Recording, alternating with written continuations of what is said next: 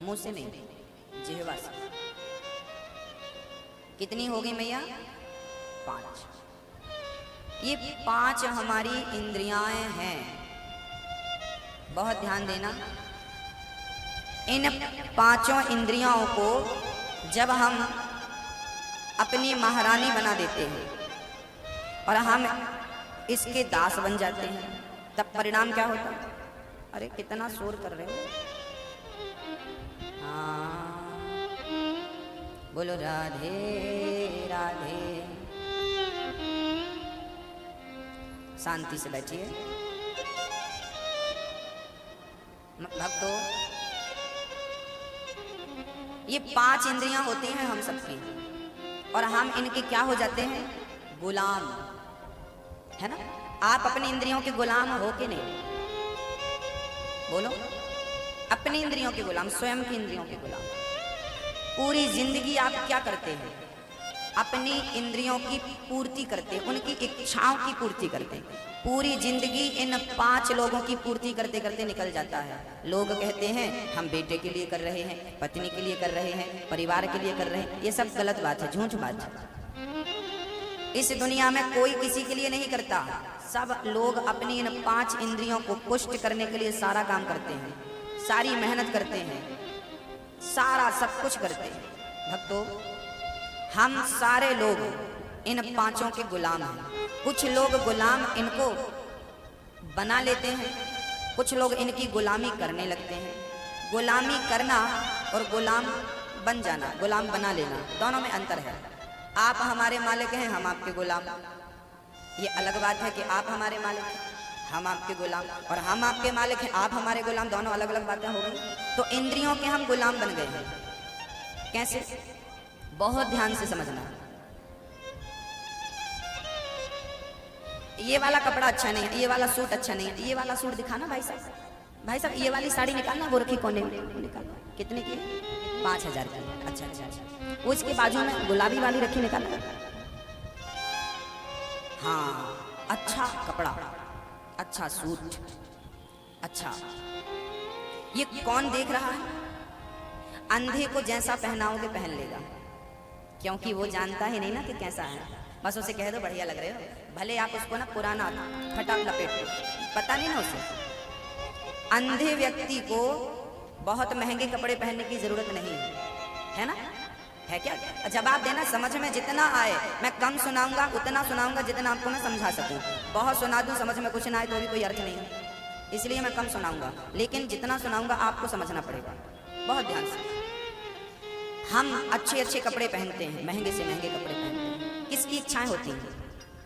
हाँ, ये आंख की इच्छा है। हमारा कपड़ा अच्छा है, ये देखो महंगा वाला है, ये महंगा वाला 5000 की साड़ी है, सूट हमारा कम से कम 15000 का तो होगा। हाँ, और 15000 का सूट एक बार पहना और फेंक दिया। इतना बर्बाद करते हैं लोग अपने कपड़ों में पैसा। हम तो एक कपड़ा कम से कम 2 साल पहनते हैं, जब तक पूरा फट नहीं जाए। पूरा वसूल लेते हैं हम उसका पैसा, पहन पहन। ऐसा नहीं, आप लोगों की तरह अमीर नहीं है हम। एक कपड़ा एक बार पहना, आउट। अरे जमीन में रहो, आकाश में मत उड़ो। पैसे का सदुपयोग करना सीखो। 10-10 हजार के कपड़े पहनने की आवश्यकता नहीं है। शरीर 100 रुपए की साड़ी में भी ढक जाता है, लेकिन 5000 की तो हो कम से कम। किसकी इच्छा है? कहिए। मन सब कुछ कराता है। मन आंखों से कहता है यार देख, वो बहुत बढ़िया है। लोग बार बार उसे देखते हैं। यात्रा तो साइकिल से भी होती है, लेकिन BMW होनी चाहिए। 40 लाख की, 50 लाख की गाड़ी हो, 20 लाख की गाड़ी हो, 10 लाख की गाड़ी हो, कौन चाहे? आंख ना अच्छा अच्छा देखना, मेरा घर अच्छा हो।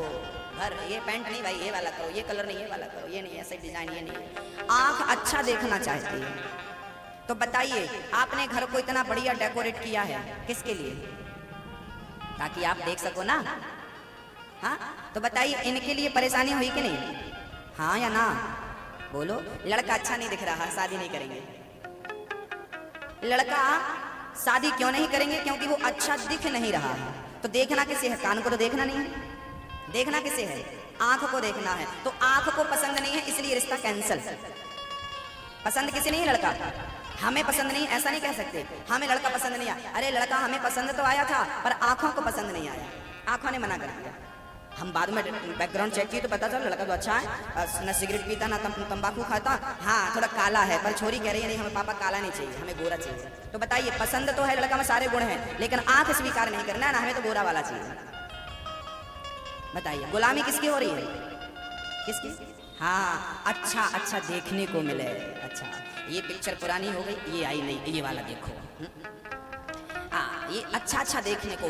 दुकानदार अपनी दुकान सजाए रहते हैं शाम को, देखा जाना मार्केट जाना, सारी दुकानें सजी हैं, किसके लिए सजी हैं? केवल सो केवल आंखों के लिए। ये आंखों की भरपाई चल रही है सबकी, है ना। आप लोगों ने बढ़िया बढ़िया कपड़े पहन रखे हैं ताकि सामने वाला आंखों से देखे। हाँ हाँ बढ़िया है, अच्छे घर के लोग हैं। हाँ आप भी किसी को आंखों से देखना चाहते हैं, और कभी कभी तो पलट पलट के देखते हैं। आप लोग देखते हैं कि नहीं? हाँ मुड़ मुड़ के देखते हैं। क्यों? आंख ना भरती नहीं है, तृप्त नहीं होती। जिसको देखने से आंख तृप्त नहीं होती, आंखों से बार बार देखने की इच्छा जाहिर करती, और दिखाओ और दिखाओ, है ना। तो बोलो हाँ, आपको समझ में आया तो बोलो हाँ। तो बताइए गुलामी किसकी जारी है? आंखों की गुलामी चल रही है, और आपकी पूरी जिंदगी पूरी हो गई। हाँ आपकी पूरी जिंदगी खत्म हो गई, समय पूरा हो गया, लेकिन क्या देखने की इच्छा पूरी हुई? बूढ़ा आदमी 90 साल का आदमी भी डॉक्टर के घर बैठा है। एक दिन मैं चश्मे आंख के डॉक्टर के पास से गुजरा, 90 साल का बूढ़ा बैठा था। हमने कहा दादाजी 90 साल के हो गए हो, मरने वाले हो, अब आंख का इलाज कराने क्यों आए हो? नहीं महाराज, अभी आंख हमारी ठीक है, थोड़ा चश्मा का पावर बढ़वाने आए थे। बढ़ाओ डॉक्टर साहब, कौन सा ठीक लगेगा। बूढ़ा हो गया है लेकिन इच्छाएं देखने की पूरी। बोलो, शरीर बुढ़ा हो गया, मन थोड़ी बुढ़ा हुआ। तो पूरी जिंदगी गुलामी आंखों की चल रही है, भरपाई आंखों की चल रही। हम परेशान, लोग कहते गुरुजी हम बड़े परेशान हैं। अरे अच्छा अच्छा देखना क्यों चाहते हो? जिस दिन अच्छा अच्छा देखने की इच्छा खत्म कर दोगे, अपने आप खुश हो जाओगे, अपने आप जिंदगी आनंद में गुजरेगी। परेशान आप स्वयं अपनी इंद्रियों से हो, आपको पता ही नहीं चलता कि हमारी परेशानी का कारण क्या है। पहली इंद्री हमारी आंख।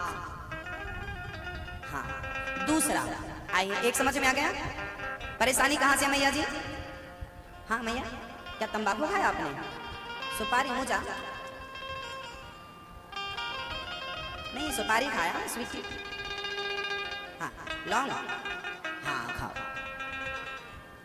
नहीं व्यर्थ में तो ज्यादा मुंह नहीं चलाना चाहिए, चुप चुप साइलेंट मुंह बंद होना चाहिए। कई लोगों की आदत हो तंबाकू खा लेते हैं, पगुराते रहते हैं। जैसे भैंस खाने के बाद कैसे पगुराती है, ऐसी गुटखा तंबाकू खाने वाले सुपारी चबाने और पगुराते रहते हैं, चलाते रहते हैं मुंह। नहीं चलाना चाहिए। तो हम गुलामी किसकी करते हैं? आप खाते हैं कि तंबाकू? दांत तो दिख रहे हैं आपके तंबाकू वाले। हाँ अब आपने बंद कर लिया, बंद रखा करें। तंबाकू खाने वाले अपने दांत साफ कर लिया करे, काला काला हो जाए, अच्छा नहीं लगता। हाँ हंसते हो, खिलखिला अरे राम राम, पूरी तंबाकू बाहर आ गया। ऐसा कोई होता? कई लोग तो होते हैं ब्रश भी नहीं करते, तंबाकू खाते रहते, दांत काले काले हो जाते हैं। राक्षस रावण ऐसा थोड़ी था, अच्छा था, ब्रश तो करता था।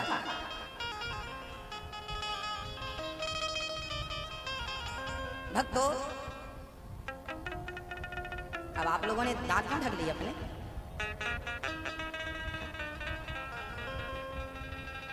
भाई पहली गुलामी आंखों की, दूसरी गुलामी कानों की। कान दूसरी इंद्री है हमारा, क्या करता है ये सुनता है।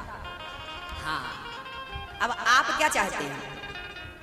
आप चाहते हैं कि लोग हमारी तारीफ करें, और अपनी तारीफ करवाने के लिए आप लाख 2 लाख खर्च भी कर डालते हैं, केवल इसलिए कि लोग हमारी तारीफ करें।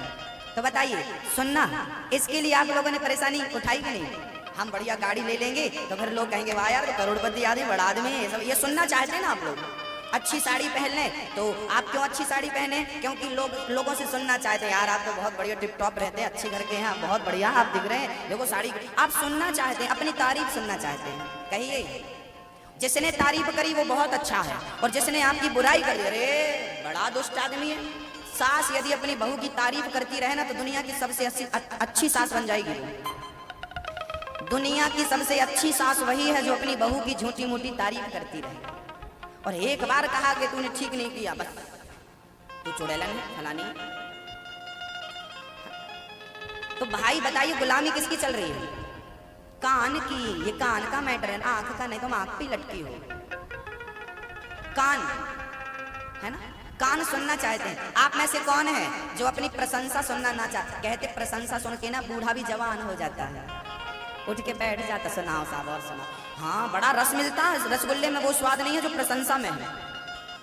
किसी का नाम ले लो बड़ा खुश, और किसी का नाम हम भूल जाते हैं ना बड़ा दुखी हो। तो महाराज आपने हमारा मंच से नाम नहीं लिया था, बताइए है समस्या की नहीं? हाँ?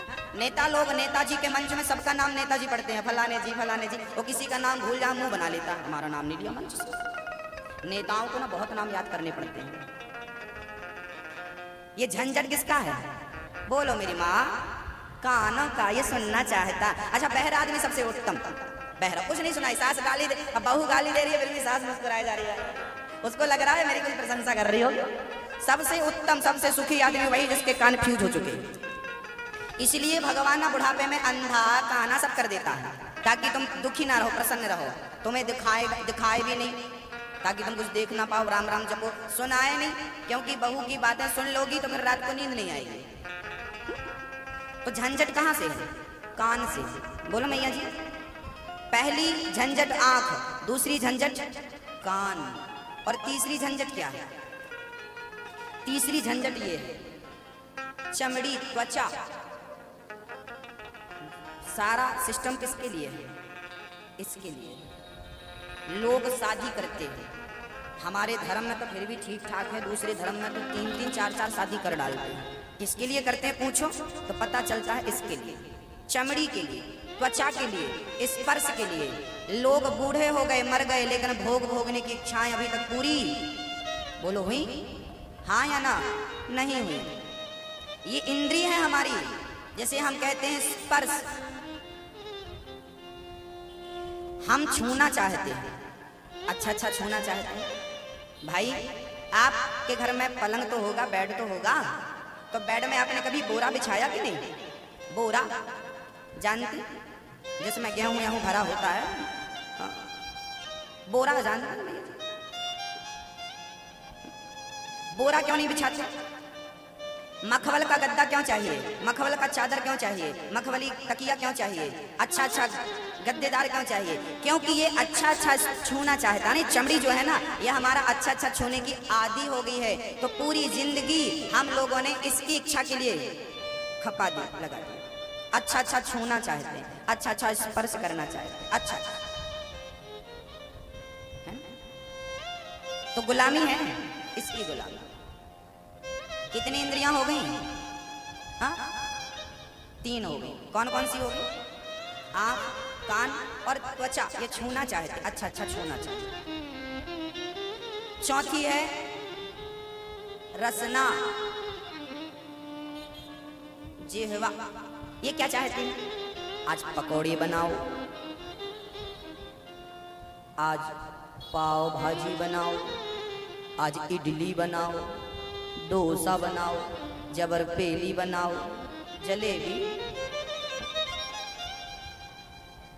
जलेबी को जबरपेली कहते हैं। आज पनीर बनाओ, पराठे बनाओ, फलाना बनाओ, खीर बनाओ। ये कौन चाह रहा है? खीर आंख तो नहीं चाहती ना, क्योंकि इसे खाना नहीं ना। खीर कान तो नहीं चाहता ना, खीर कौन चाहता है? खीर जिह्वा चाहती है। पूरी जिंदगी हम लोगों ने खाने पीने में लगा दी, इसकी इच्छा पूरी करने में लगाई। अच्छा, जिन जिन की इच्छाएं पूरी करना आपने चाहिए, क्या हो गई? यदि हो जाए तो बहुत बढ़िया ना, खिलाओ खीर, हो जाए। लेकिन नहीं होती, होती है। ये जब से पैदा भई हो आप लोग या भय हो आप लोग, तब से खा रहे हो ना। आज तक आपका पेट भरा हो तो बता दो। 50 साल के हो गए, 40 साल के हो गए, 20 साल के हो गए, पेट भरा ना? बोलो मैया जी, पेट भरा? तो गुलामी इसकी चल रही है कि नहीं? झंझट किसका है? इसके लिए लाओ सब। अरे भाई दाल रोटी खाओ, सिंपल खाओ, इतना झंझट करो, इतना परेशानी क्यों? मोल लेना। हाँ? इसकी झंझट है। और 5वीं इंद्री कौन सी है? 5वीं इंद्री है नासिका। ये नाक, ये गंध लेना चाहती है, अच्छा सूंघना चाहती है। ये परफ्यूम नहीं तो ये। आजकल लोग ना सेंट खरीदते हैं, परफ्यूम डालते हैं महंगा महंगा, घर से निकलते नहीं बिना परफ्यूम के। कितना भी डालो पर आनी दुर्गंध ही है। आपके शरीर से क्या निकलती है? आपका स्वयं जो परफ्यूम ओरिजिनल है वो क्या है? हाँ, वो गंदा है, वो गंधाता है, पसीना गंध मारता है, गंधाता है। शरीर के हर अंग से दुर्गंध निकलती है, निकलती है। एक भी अंग ऐसा है जहां से खुशबू निकलती हो?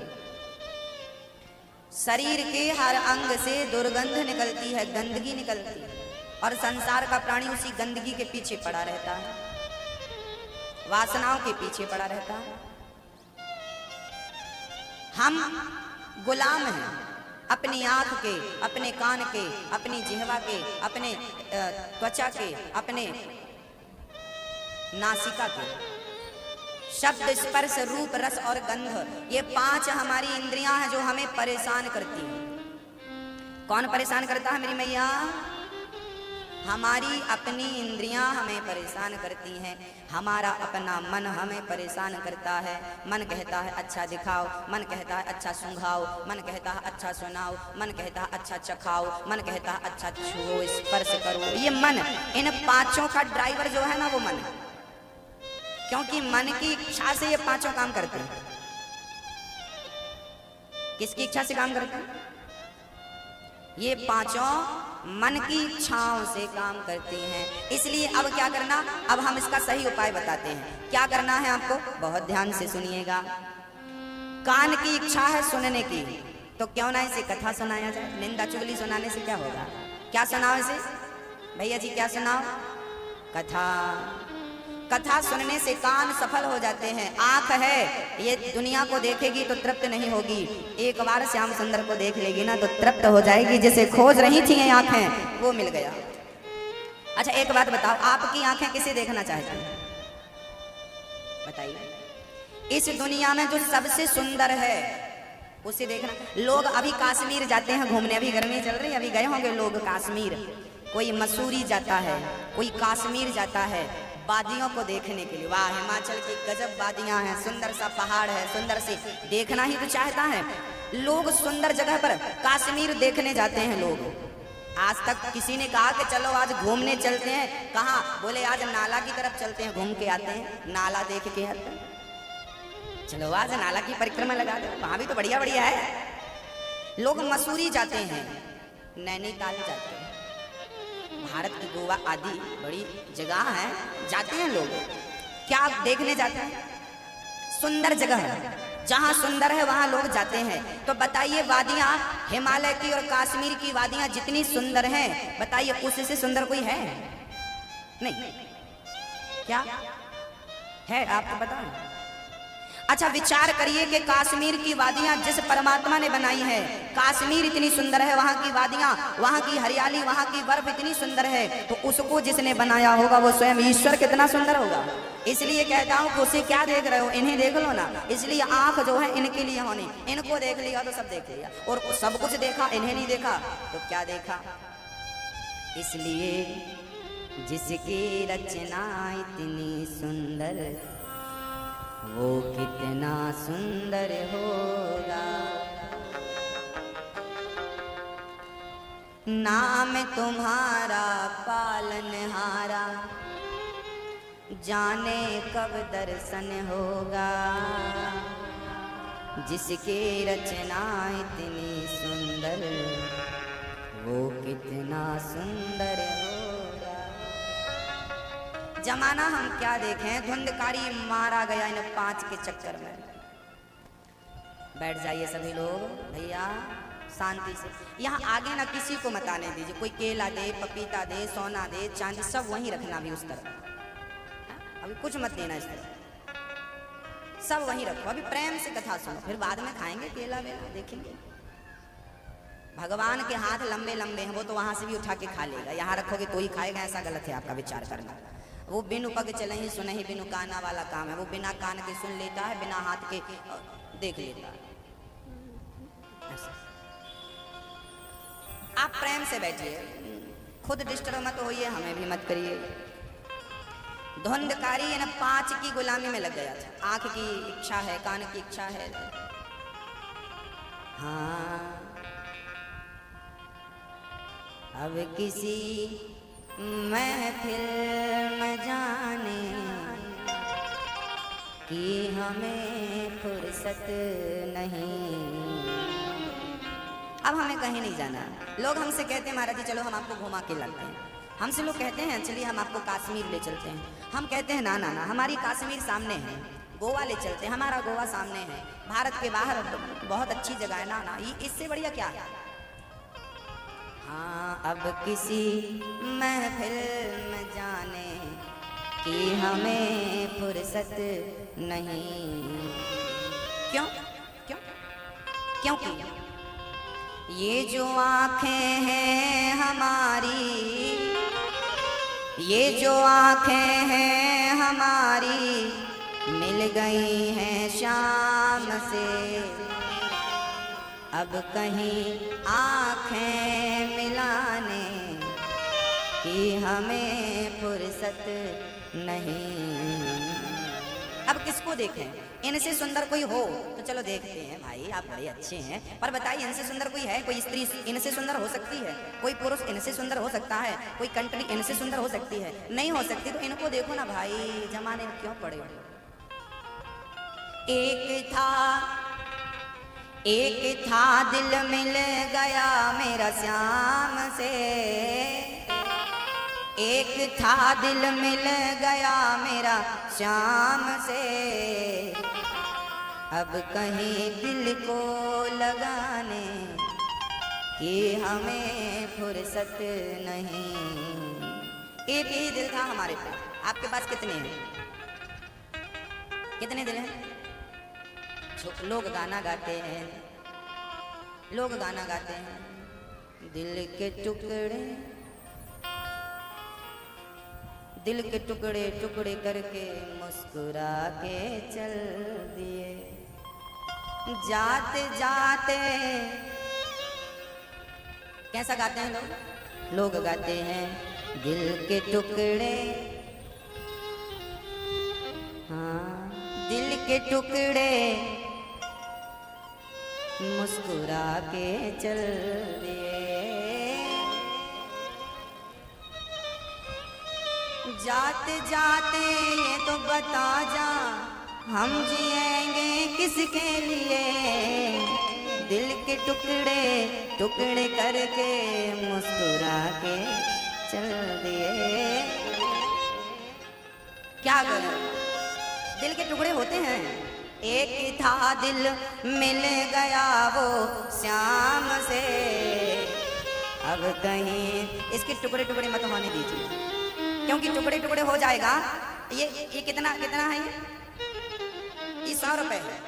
अब इसकी कीमत कितनी है? 100 रुपए। लेकिन मैं इसके टुकड़े कर दूं, 1 टुकड़ा, 2 टुकड़ा, 3 टुकड़ा, 4 टुकड़ा। अब बताइए कोई कीमत रहेगी इसकी? फिर मैं कहूं कि भाई 10 रुपए दे दे, ले ले 100 रुपए। जब तक ये एक है तब तक इसकी वैल्यू है। ये टुकड़े टुकड़े हो जाएगा तो क्या कीमत। तो अपना दिल टुकड़े टुकड़े मत करो।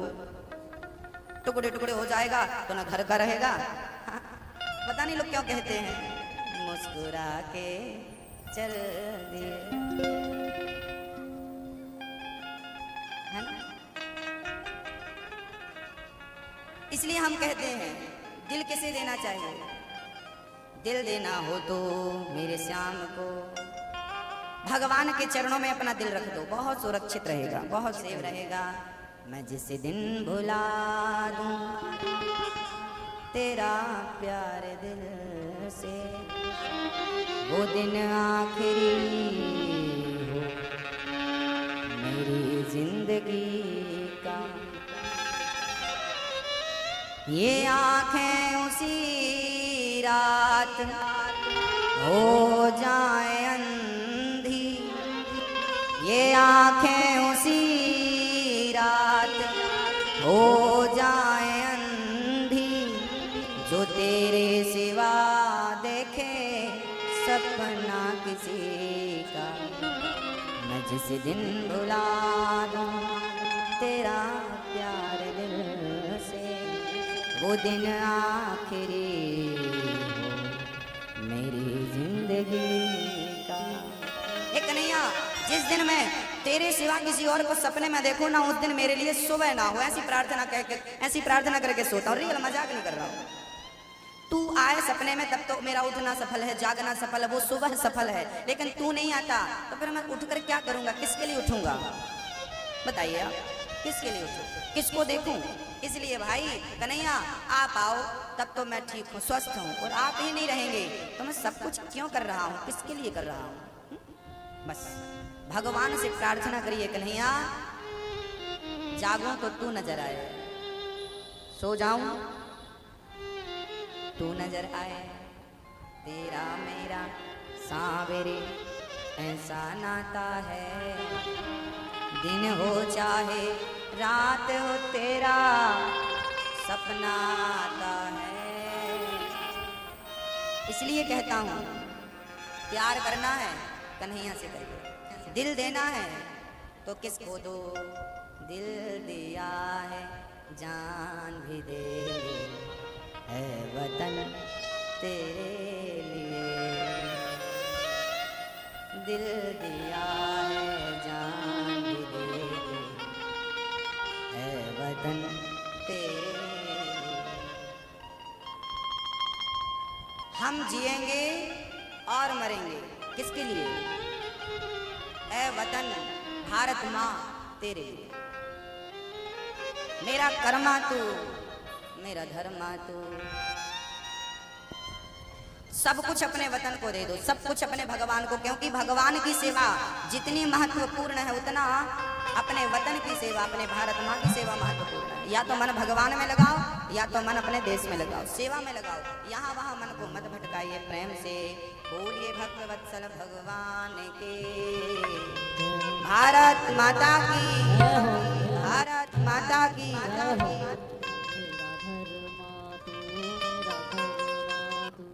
प्रेम से बोलिए भक्त वत्सल भगवान के। तो भक्तों धुंधकारी मारा गया इन 5 वैश्याओं के चक्कर में। ये 5 इंद्रियां हमें मार डालती। इसलिए समझदारी है कि आप इन इंद्रियों की इच्छाएं पूरी ना करें, बल्कि इनको अपना गुलाम बनाओ। हाँ, समझदारी इसी में। आपको कभी भी गुस्सा आ जाता है, आपको कभी भी क्रोध आ जाता है, मत आने दीजिए। अपने आप को इतना स्ट्रांग करिए, अपने आप को इतना मजबूत बनाइए कि गुस्सा चाहे जब ना आ जाए, क्रोध चाहे जब ना आ जाए, अभिमान चाहे जब ना आ जाए, अरे जब जरूरत हो क्रोध की तब आना चाहिए, चाहे जब आके खड़ा। बताइए, और आप आने भी देते हो। लोग कहते हैं गुरुजी हमें बड़ा गुस्सा आता है।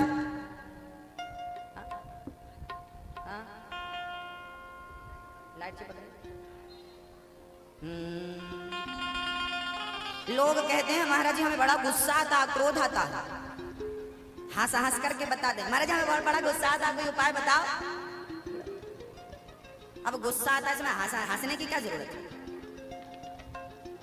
पहले ये बताओ, आप सोते समय अपना घर बंद करके सोते हैं, दरवाजे खिड़की लॉक करके सोते हैं कि खुले करके सो जाते हैं? हाँ ना, खुले सो जाते हैं, बंद करते हैं ना, लॉक करते हैं ना। रात्रि के यदि आपके घर में कोई आना चाहे तो आपसे पूछ के आता है या नहीं? बोलो। हम आएंगे तो आपसे पूछ कर आएंगे, लॉक है ना दरवाजा, अंदर कैसे जाएंगे? यदि संसार का व्यक्ति आपके घर में घुसने के पहले आपकी परमिशन लेता है तो क्रोध को भी आपके अंदर आने के पहले आपकी परमिशन लेनी चाहिए। वही व्यक्ति जितेंद्रिय है जो क्रोध को आने के पहले परमिशन दे। भाई अब जरूरत है, ऐसे थोड़ी गुलाम बन जाओ। आप लोगों को गुलामी करने की आदत अंग्रेजों ने सिखा दी है। पहले अंग्रेजों की गुलामी, मुसलमानों की गुलामी, आजकल क्रोध की गुलामी। जब देखो तब क्रोध आ गया। अब आ गया तो घर की टीवी, घर के बर्तन, घर का फलाना, और मम्मी को गाली, पत्नी को गाली, बच्चे को गाली, जिसको आया उसने तबाह कर दिया सब कुछ। वाह। और मम्मी पापा बताते हैं हमारे बेटे को बड़ा गुस्सा आता है। अरे बेटे को गुस्सा आता, उल्टा लड़काओ मिर्ची का धुआं तो ठीक हो जाएगा। गुस्सा आता, तुम बता रही हो कि गुस्सा आता। भाई बहनों हो ही न प्रीत। हाँ, क्रोध को मत आने दीजिए, आएगा आपको बर्बाद करके जाएगा। इंद्रियां हमारी गुलाम बने, देखना इंद्रियों के न घोड़े बढ़े, इनमें संयम के हरदम ये घोड़े पड़े। अपने रथ को सुमारग लगाते चलो, मन से गोविंद गोपाल गाते चलो। क्यों? क्योंकि याद आवेगी उसको कभी ना कभी, मेरी विनती सुनेगा कभी ना कभी। ऐसा विश्वास मन में जगाते चलो, मन से गोविंद गोपाल गाते चलो। याद कभी ना कभी तो नहीं आएगी ना, इसलिए नित्य भगवान का स्मरण करते रहो, नित्य भगवान की कथा सुनते रहो प्रेम से। बस धुंधकारी मारा गया। भक्तों, भागवत की शुरुआत श्री ब्रह्म सूत्र से श्री व्यास जी महाराज करते हैं। जन्माद्यस्य यतोऽन्वयादितरतश्चार्थे सुभिज्ञः स्वराट्, तेने ब्रह्म हृदयादिकवये मुह्यन्ति यत् सूरयः। तेजो वारिमृदां यथा विनिमयो यत्र त्रिसर्गो मृषा, धाम्ना स्वेन सदा निरस्तिकुहकं सत्यं परं धीमहि। जन्म आदि यस्य जन्माद्यस्य। हाँ, ईश्वर क्या है? मैया जी, आपने भगवान को देखा कि नहीं कभी? हाँ, आपने नहीं देखा? किस किस ने नहीं देखा? जरा हाथ उठाओ। भगवान को किसने नहीं देखा? उठाइए हाथ, हम आज दिखाएंगे आपको। ओ मेरी मां, नहीं देखा तो उठाइए, इसमें क्या है? भगवान को नहीं देखा, हाथ उठा के हमें बताइए। हाँ, इतने सारे लोगों ने, मतलब जितने लोग बैठे हैं इनमें से 75% लोग हाथ उठाकर कहना चाह रहे हैं कि हमने अभी तक भगवान को नहीं देखा। आज हम आपसे वादा करते हैं, आज की तारीख में अभी आपको हम भगवान दिखाएंगे। देखेंगे आप लोग? आप लोग कहते हैं हमने भगवान को नहीं देखा। पहले ये बताइए, आप कभी मंदिर गए हैं कि नहीं? मंदिर कभी तो गए होंगे। तो ये बताइए, मंदिर गए थे तो किसे देखने गए थे? मैया जी, मंदिर आप गए थे, गई थी, किसे देखने गई थी? भगवान को। तो फिर अभी क्यों ऐसा कह रही हो कि हमने भगवान को नहीं देखा? और तब मंदिर गई थी भगवान को देखने के लिए और अभी देखा नहीं, तो मंदिर जाके क्या आंख बंद कर लिया था? हाँ? देखा ही नहीं था मतलब है? देखा था कि नहीं? ओ मेरी मैया, देखा था मंदिर में? किसे देखा था? किसे देखा था? किसे देखा? जोर से बोलना। किसे देखा था? भगवान को। और अभी आप क्या बोल रहे थे कि हमने भगवान को? हाँ हाँ हाँ हाँ। अगर चाहते क्या कहना चाहते? सीधा सा अर्थ ये है कि आप लोग यही कहते रहते हैं, हमने भगवान को नहीं देखा, हमने भगवान को नहीं देखा, हमने भगवान को। अरे भाई, मंदिर में कौन बैठा है? ये कौन बैठे हैं? ये सामने ठाकुर जी कौन है? ये यही। अब आप कहेंगे ये तो भगवान, ये तो पीतल है, वो तो पत्थर मंदिर में बैठा। जब आपकी आंखों में, जब आपके दिल में पत्थर है तो पत्थर ही नजर आएगा ना। आप यही विचार करके जाते हैं, यही विश्वास से जाते हैं, वो भगवान थोड़ी है, वो तो पत्थर है। ये माता जी का मंदिर है पास में, यहाँ दुर्गा मैया बैठी तो है, बैठी हैं, लेकिन क्या? नहीं, वो तो पत्थर है, पत्थर, भगवान जी थोड़ी है, पत्थर है। अरे भाई, भगवान मंदिर में नहीं होता, कल मैं कह चुका हूँ। भगवान तीर्थों में नहीं होता, मैं कह चुका हूँ। भगवान विश्वास में होता है। विश्वास है तो ये भगवान है, और नहीं है तो कहाँ है? फिर कहीं नहीं। ये विश्वास का सब्जेक्ट है। अच्छा, आपको आपके पिताजी में कोई डाउट है? आपने कभी अपनी माँ से पूछा कि मम्मी यही हमारा पापा है ना? बोलो। आपने कभी अपनी माँ से प्रश्न किया कि मम्मी हमारा पापा यही है ना? क्लियर कर लो, बताइए। ऐसा प्रश्न आज तक किसी बेटे ने अपनी माँ से किया? हाँ ना जवाब चाहिए। अच्छा, इस प्रश्न की जरूरत है? कोई भी बेटा, माँ ने कह दिया ये तेरा बाप है, बस जीवन भर के लिए हो गया, हो गया। उसके बाद कोई डाउट है? कोई डाउट है? जैसे आपको अपने बाप में डाउट नहीं है, ऐसे भगवान हम सबका बाप है, त्वमेव माता च पिता। तो उसमें डाउट क्यों है? और डाउट है फिर भाई, इसका तो क्या उत्तर? माँ से बेटा पूछे कि यही क्लियर, यही पापा क्लियर करो, अम्मा क्या जवाब देगी? क्या प्रूफ देगी? क्या सबूत देगी अपने बेटा को कि यही तेरा बाप है? कोई सबूत माँ के पास? जैसे वो माँ चुप हो जाती है, क्या जवाब दे? माँ ने कह दिया ये तुम्हारा पिता है, मान लो, उसमें संदेह मत करो, टिप्पणी मत करो। ऐसे हमारे शास्त्र कहते हैं कि यही परमात्मा है, मान लो। अब आप कहते हो कि ये पत्थर है, ना ना ना, वो पत्थर यदि होता तो खंबा पत्थर का था जब नरसिंह प्रकट भय पत्थर से। यदि आस्था है तो रास्ता है, विश्वास है तो इसी खंबे से परमात्मा प्रकट होता है आज भी होता है। मीराबाई द्वारिकाधीश के मुंह में समा गई कि नहीं? 400 साल पुरानी घटना है, ज्यादा साल नहीं हुआ।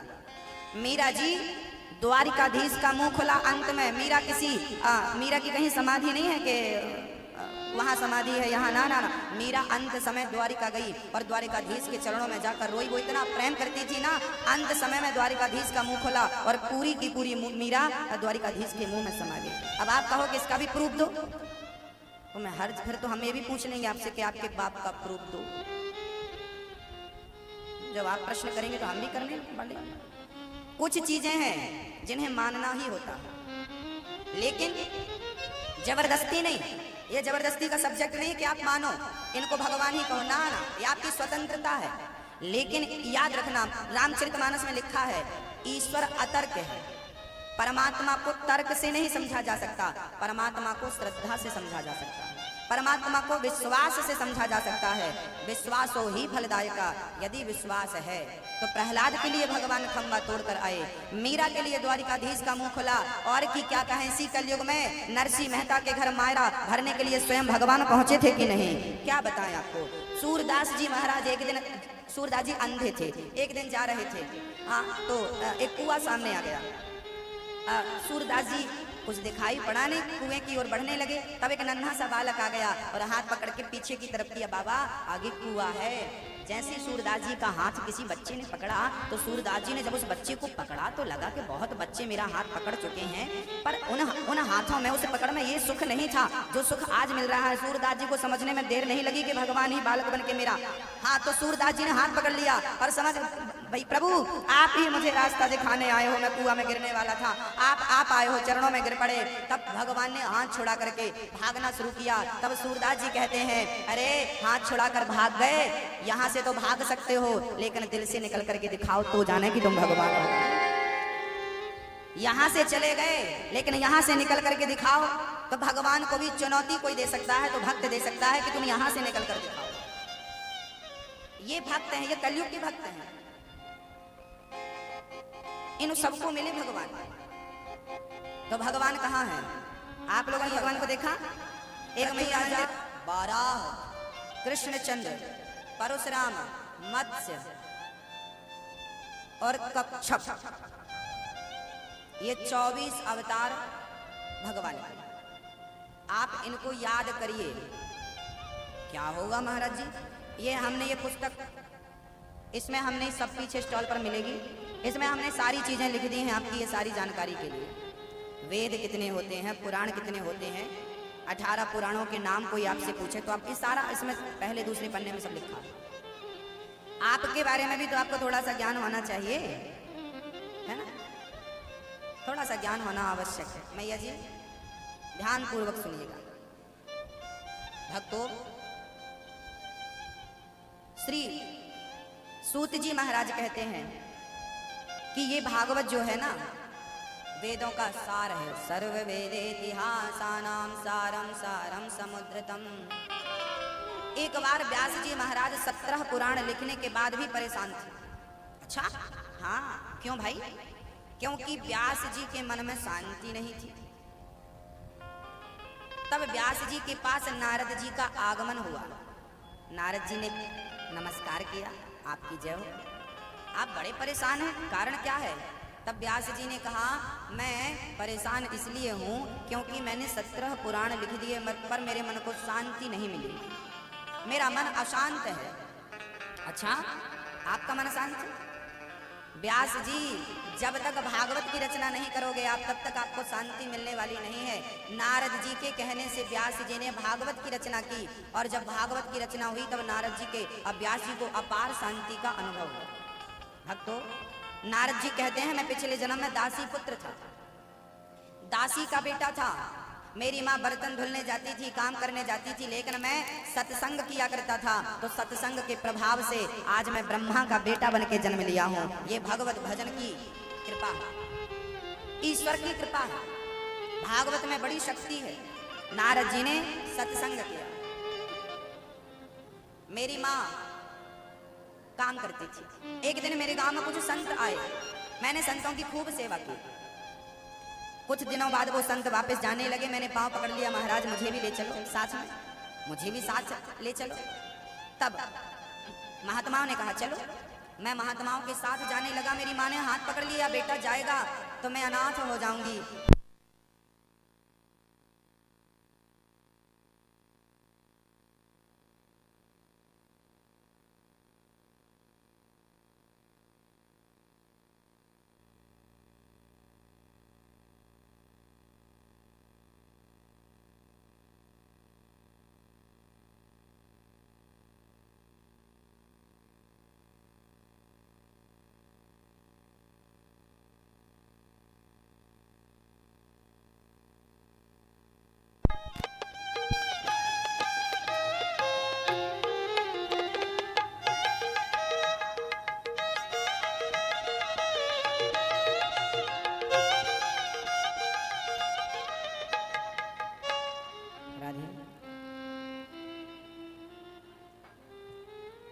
व्यास जी महाराज, नारद जी कहते हैं मैं संतों के पीछे जाने लगा। माँ ने पकड़ लिया, बेटा तू अभी छोटा है, मेरा सहारा बन। मैं रुक गया और एक दिन मेरी माँ को सांप ने डस लिया। मैंने माँ का संस्कार किया और देर नहीं लगाई, सीधा संतों के पीछे चला गया।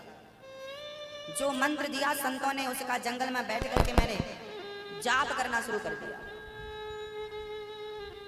उसका हमने जाप किया।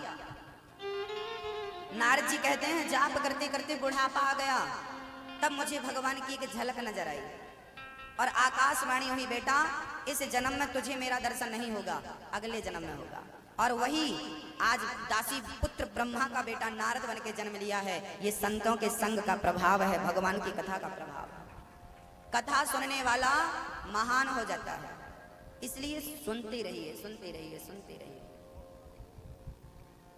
आलू जल्दी से खराब हो जाता है, लेकिन किसान लोग ना अपने आलू वहां रख देते हैं जहां ठंडी, क्या बोलते हैं उसको, कोल्ड स्टोर में। वहां ना वो जल्दी खराब नहीं होता, उसकी आयु बढ़ जाती है कि नहीं। वहां पर ठंडा रहता है पूरा और वो पूरी व्यवस्था करते हैं। सड़ने वाले फल रख दो तो सालों साल नहीं सड़ते, ऐसी व्यवस्थाएं होती हैं। ऐसे ही सत्संग जो श्रवण करता है, हम कहते हैं कि सत्संग करने वाला अमर हो जाता है, भगवान का भजन करने वाला अमर है। अब कहोगे कोई अमर हुआ? हाँ बताइए, मीराबाई अमर हो गई कि नहीं? तुलसीदास अमर हो गए कि नहीं? कबीरदास अमर हो गए कि नहीं? सूरदास अमर हो गए कि नहीं? नरसिंह मेहता अमर हो गए कि नहीं? रैदास भक्त अमर, ये सब भजन करने वाले अमर हैं, आज मरे क्या? अब कहेंगे नहीं नहीं ना, जो संत होते हैं, जो भक्ति करता है, भजन करता है, जो ईश्वर को पा लेता है ना, अरे वो मरता नहीं, जब चाहे चला जाए, जब चाहे आ जाए, उसे मुक्त कहते हैं। मुक्त हो गया, आना जाना उसकी इच्छा से। फिर तो भगवान की भक्ति करो तो आपकी भक्ति आपके प्रेम को अमर भगवान कर देंगे और आपको ज्ञान होगा, सुखी हो जाएंगे। संसार में जितनी परेशानियां हैं ना, दुख हैं, संकट हैं, इन सारे दुखों से, संकटों से आपको मुक्ति मिलेगी यदि कथाएं सुनना शुरू की तो। कथा सुनते रहो। एक सज्जन, एक चेले ने अपने गुरु से कहा, गुरुजी मैं कथाओं में बैठता जरूर हूं पर कुछ समझ में नहीं आता। एक चेला ने गुरु से प्रश्न किया, गुरुजी हम कथाओं में बैठते बराबर हैं पर कुछ समझ में नहीं आता। गुरुजी बोले कोई बात नहीं, तुझे कुछ समझ में आए ना आए तू बैठे रहा कर। अरे तो बैठने से क्या होगा? गुरुजी ने कहा बहुत कुछ होगा। चेला बोला वो हमारी समझ में नहीं आती, कथा बड़ी कठिन। तब गुरुजी ने उसे एक टोकनी पकड़ाई। टोकनी, वो टोकनी कोयले, वो टोकनी कोयला उससे निकाला जाता था। तो वो टोकनी पूरी बांस की बनती ना, हाँ, उससे कोयला निकालने वाला कोयला निकाला, पूरी टोकनी काली पड़ गई थी चूंकि कोयला निकाला जाता था। गुरुजी ने कहा बेटा यहाँ आओ, जरा टोकनी में गंगा जी का पानी भर के ले आओ। अब बताइए, लकड़ी की टोकनी, बांस की टोकनी में कोई पानी भर सकता है? चेला गया, गंगा जी में डुबाया, डुबाया तो खाली, निकाला निकाला, वो फिर खाली, फिर पानी भरा, फिर खाली, फिर 50 बार उसने ट्राई किया कि शायद पानी भर जाए, लेकिन टोकनी में पानी नहीं भरा। खाली हाथ आया, गुरुजी वो टोकनी में पानी तो नहीं आया। गुरुजी बोले कोई बात नहीं, टोकनी में पानी नहीं आया, लेकिन देख टोकनी का रंग बदल चुका है। टोकनी का रंग कैसा हो चुका है? काली थी, और 50 बार जब वो गंगा में डूबी तो उसका मैल धुल गया कि नहीं, वो कालिख धुल गई कि नहीं, साफ हो गई कि नहीं। गुरुजी ने कहा बेटा टोकनी में पानी भले ना भरा हो, लेकिन इसकी कालिमा तो दूर हो गई। ऐसे आपके भीतर कथा का जल जाए ना जाए, लेकिन जन्म जन्म के पापों की कालिमा जरूर दूर होती है सत्संग के प्रभाव से। समझ में आए ना आए, पर सत्संग करो, कुछ तो आएगा। करत करत अभ्यास के जड़मती होत सुजान, रसरी यावत जात है सिल पर पड़त निशान। कभी तो कृपा करेंगे ना, इसलिए बिनु सत्संग विवेक न होई। बड़ी कृपा है भगवान की, कृपा से ही सत्संग की प्राप्ति होती है। जब तक वो कृपा ना करें सत्संग प्राप्त हो नहीं सकता। मैया जी बहुत ध्यान से सुनिएगा, बहुत दयालु हैं भगवान। पुरुषोत्तम महीने में हम लोग कथा सुन रहे हैं, बड़ी कृपा है। क्या कहें आपसे हम इस महीने के बारे में। हाँ भक्तों, नारद जी भगवान का भजन करके अपने आप को महान बनाते हैं। व्यास जी ने भागवत की शुरुआत करी महाभारत के युद्ध से। महाभारत के युद्ध से भागवत की शुरुआत। महाभारत में कितने पक्ष थे मैया जी? ओ मेरी माँ, महाभारत में कितने पक्ष थे? कितने लोगों के बीच में महाभारत हुआ था? 2 पक्षों के बीच में। कौन कौन से? कौन कौन से? कौरव और पांडव। कौरवों की सभा में, कौरवों की सेना में कौन कौन था? दानवीर कर्ण, गुरु द्रोणाचार्य, श्री अश्वत्थामा जी और पितामह भीष्म। ये कौरवों की साइड थे। पांडवों की तरफ एक कौन? भगवान श्री कृष्ण। जीत किसकी हुई? 100 वालों की कि 1 वाले की? एक कृष्ण जिनके साथ है, ये 100 तो शून्य थे, 0। एक कृष्ण। आपकी सेना कितनी भी बड़ी हो, आपकी शक्ति कितनी भी बड़ी हो, आपका पावर कितना भी बड़ा हो, जीत उसी की होती है जिसके साथ भगवान हो। आपकी शक्ति कितनी बड़ी है कोई फर्क नहीं पड़ता, पावर कितना है फर्क नहीं पड़ता, जीत उसी की होती है जिसके साथ कृष्ण होते हैं। इसलिए हमारे साथ किसका होना जरूरी है? अकेले कृष्ण पर्याप्त, सब पर भारी है ये। इसलिए सबसे जान पहचान बनाने की जरूरत नहीं है, इनसे बनाओ बस।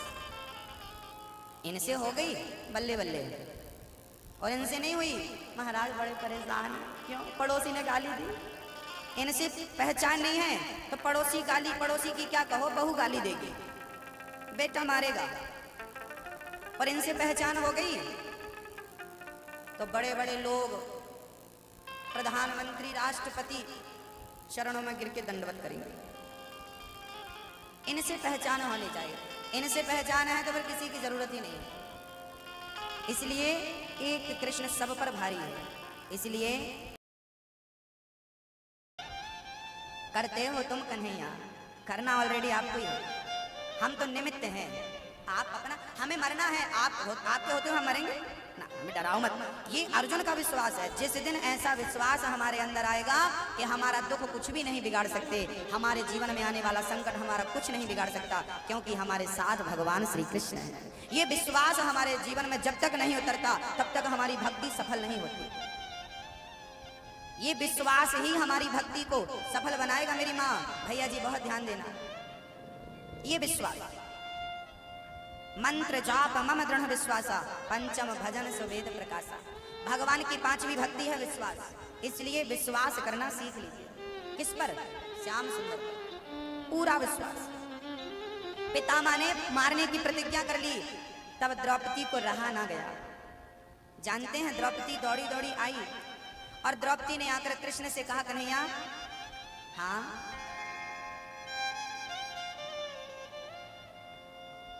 हमारे बीच में आज के अतिथि आए हैं, जरा ताली बजाकर आपका स्वागत करें।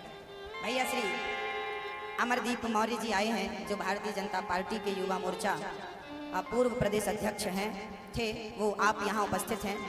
आप आए हैं जिन्होंने हमें भव्य राम कथा का आयोजन कराया, आप लोगों ने सुना था। जोरदार करतल ध्वनि आपके लिए करें। और हमारे बीच में श्री गोपी कृष्ण नैमा जी हैं, जोरदार तालियों के साथ आप श्री का भी स्वागत करें। पूर्व विधायक हैं आप, स्वागत है। द्रौपदी दौड़ी दौड़ी आई। कन्हैया आपको कुछ पता चला ना? हमें तो कुछ पता नहीं चला। अरे पितामह ने कल हमारे पतियों को मारने की प्रतिज्ञा ले रखी है। कन्हैया मुस्कुराने लगे। अरे तो तू चिंता क्यों करती है? अरे क्यों ना चिंता करूं, कल मेरा पति मर जाएगा तो मैं क्या करूंगी? तब भगवान कहते हैं, देख द्रौपदी, अब मैं कुछ नहीं कर सकता, मैं कुछ नहीं कर सकता, जो करेगी तू करेगी। द्रौपदी बोली, मैं युद्ध करने जाऊंगी? कन्हैया बोले, द्रौपदी तुझे युद्ध करने की जरूरत नहीं है, तू जैसा जैसा मैं कहता हूं वैसी वैसी करती जा, तेरे पति अमर हो जाएंगे। अच्छा हाँ हाँ, तो चल लंबा घूंघट कर। लंबा घूंघट कराया भगवान श्री कृष्ण ने द्रौपदी को, और रात्रि के 1 बजे पितामह भीष्म जहां रुके थे उनके कक्ष में भगवान द्रौपदी को अकेला भेजते हैं।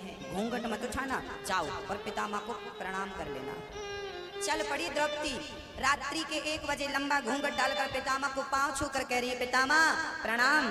पितामह को लगा कि दुर्योधन की पत्नी है, आशीर्वाद दे दिया, सुहागन रहो, सदा सुहागन रहो, पति प्रिया भव, सौभाग्यवती भव, जाओ तुम्हारा सुहाग अमर रहे। ये जब वरदान दिया तब द्रौपदी ने अपना घूंघट उठा लिया। वाह पितामह, कल के युद्ध में मेरे पतियों को मारने की प्रतिज्ञा ली है और आज मुझे अखंड सौभाग्यवती का वरदान दे रहे हो, कैसे हो आप? पितामह समझ गए द्रौपदी यहाँ तू अकेली नहीं आई। तुरंत बाहर निकलकर देखा तो भगवान श्री कृष्ण खड़े थे, द्रौपदी की चरण पादुका लेकर के खड़े थे। पितामह ने कहा, प्रभु ये चरण पादुका आपने हाथ में उठा रखी है? तब कहा कि आपके दरवाजे में द्रौपदी की चरण पादुका किसी ने कोई देख लिया तो आप पर संदेह करेगा कि द्रौपदी क्यों आई है मिलने, कोई षड्यंत्र चल रहा है, इसलिए मैंने चरण पादुका उठा ली ताकि आप पर कोई उंगली ना उठा सके। पितामह से कहते हैं कन्हैया कि भक्तों की रक्षा के लिए उनकी चरण पादुका हाथ में उठानी पड़े। अरे हाथ में क्या, मस्तक से लगानी पड़े तो मैं लगा लूंगा, लेकिन अपने भक्त का कभी कभी तिरस्कार नहीं होने दूंगा, भक्त की कभी हार नहीं होने दूंगा, क्योंकि आप मार दोगे यदि पितामह पांडवों को तो ये हार पांडवों की नहीं, ये कृष्ण की हार हो जाएगी। और भगवान जिसका हाथ पकड़ते हैं उसे कभी हारने नहीं देते। लो भैया, हुआ यही कि पितामह चरणों में गिर पड़े कन्हैया के, जिसके रक्षक आप हैं द्वारिकाधीश, उसे मैं मारूंगा ना, मैं कल का अंतिम युद्ध लड़ूंगा और मैं स्वयं कल का अंतिम युद्ध लड़के अपना जीवन पूरा करूंगा। द्रौपदी को वचन देते हैं, तेरे पति को आंच नहीं आएगी। मैंने प्रतिज्ञा ली थी दुर्योधन के सामने, या तो कल पांडवों को मारूंगा या तो खुद मैं मर जाऊंगा, तो कल मैं स्वयं मरने का डिसीजन ले रहा हूं। तेरे पतियों को आंच नहीं आने दूंगा, क्योंकि जिसका रक्षक स्वयं कृष्ण है, उसे पितामह में क्या ताकत है कि वो मार सके? बड़ी से बड़ी ताकत आपको छू नहीं सकती। क्या होना चाहिए? जिसने तेरा नाम लिया उसके जागे भाग, सोते हुए जीवन से अब तो प्राणी जाग। कम है जिंदगी कर लो बंदगी, प्रभु कहाँ थे हो तो मौत भी न मारती। मन में बसा के तेरी मूर्ति, उतारूं मैं गिरधर तेरी आरती। अद्भुत कृपा, महाभारत का युद्ध पांडवों ने जीत लिया। कृपा किसकी थी? मेरे द्वारिकाधीश की। इसलिए आप भी अपना हाथ भगवान को पकड़ा दो और उनकी शरण में चले जाओ, समर्पण कर दो। मैया जी, हम पूजा करते हैं, व्रत रखते हैं, पाठ करते हैं, कथाएं सुनते हैं, सब कुछ करते हैं, फिर भी हमारा संकट दूर नहीं होता? ये प्रश्न है लोगों का। महाराज जी हमने बहुत कथाएं सुनी, बहुत कीर्तन किया, बहुत सत्संग किया, बहुत व्रत किए, उपवास किए, पर हमारा संकट नहीं गया, हम परेशान हैं। इसका कारण क्या? क्या व्रत करना व्यर्थ हो गया? ना। क्या सत्संग करना व्यर्थ हो गया? ना। तो फिर क्यों? एक बात बताओ मैया जी, दाल में मिर्ची पड़ी है, मसाला पड़े हैं, बढ़िया घी का छौंका लगा है, लेकिन दाल में नमक नहीं पड़ा, तो आप खाएंगे? बस नमक ही तो नहीं है, खा लो। और कुछ नहीं होता तो चल जाता, मिर्ची नहीं होती तो चल जाता, मसाले नहीं होते तो चल जाता, पर नमक के बिना नहीं चलता। अच्छा, जैसे दाल में नमक जरूरी है, ऐसे भक्ति में समर्पण जरूरी है। जब तक समर्पण नहीं करेंगे तब तक आपका व्रत, आपका उपवास, आपकी कीर्तन, आपका भजन सफल नहीं होगा। समर्पण किसे कहते हैं? समर्पण इसे कहते हैं। इसे आप कभी भगवान के सामने अपने दोनों हाथ उठाते हैं? नहीं उठाते। इसका अर्थ क्या है? इसका अर्थ है जब हमारे भारत के जवान किसी आतंकवादी को पकड़ते हैं तो क्या कहते हैं? अपने आप को सरेंडर कर दो, नहीं तो गोलियों से भूंज दिए जाओ। अच्छा, अपराधी जब पुलिस के सामने पहुंचता है तो कैसे पहुंचता है? जब कोई अपने आप को सरेंडर करना चाहता है तो बोलिए कैसे करता है? तो हमें बताइए, हमें नहीं पता, बताओ मैया जी बोलो। कोई अपराधी पुलिस से भिड़ गया, उसके पास भी गोली बंदूक है, उसने भी 2-4 फायरिंग की, अब पुलिस वालों ने भी दे दनादन खूब गोलियां बरसाई, अब डर गया, अरे राम राम मुझे पड़ गई तो मर जाऊंगा, तो वो चुपके से आता है, भाई मुझे गोली मत चलाना, ये देखो मैं आ गया, ये देखो मैं आ गया, ऐसे करता। ऐसा करना क्या है? जैसे अपराधी अपने आप को पुलिस के हवाले कर देता, सरेंडर कर देता हाथ उठा के, ऐसे हम भी अपराधी हैं जन्म जन्म के, अपने आप को भगवान के सामने सरेंडर करने की जरूरत है। उठाइए दोनों हाथ। हम हाथ ऐसे नहीं उठाते, हाथ उठाने का अर्थ है प्रभु हमने आपको, आपके सामने अपने आप को खत्म कर दिया, सरेंडर कर दिया, समर्पित कर दिया। ये लो, अब आपकी मर्जी, जो चाहे सजा दो, चाहे तो डुबा दो, चाहे तो पार लगा दो। जब तक समर्पण नहीं करोगे मेरी माँ, तब तक भक्ति हमारी परिणाम नहीं देगी। इसलिए समर्पण जरूरी है।